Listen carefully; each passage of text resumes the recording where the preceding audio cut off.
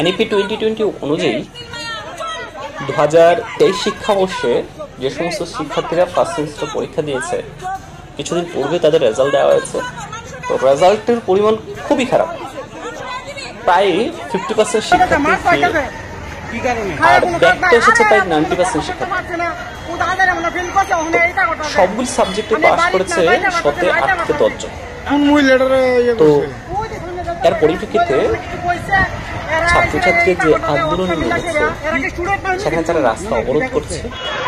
এই রাস্তা অবরোধ করতে গিয়ে তারা কিন্তু একাংশ মহলে বাধার সম্মুখীন হচ্ছে, কারণ তাদের এটাকে কেউ ভালো চোখে দেখছে না। তো তোমরা যারা আন্দোলন করছো তোমাদের আন্দোলনটাকে কিন্তু কেউ ভালো চোখে দেখছে না।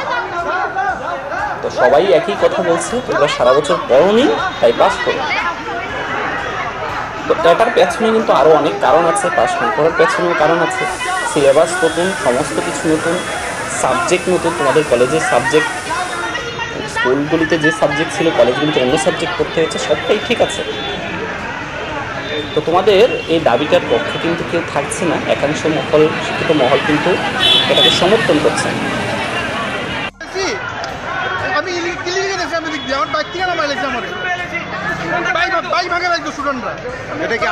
এটা কি আন্দোলন বলে? আমি জানি না, তো আমি তো জানি না, মানে এরা কেন কেমন কেন আমার নাম ব্যক্তিগা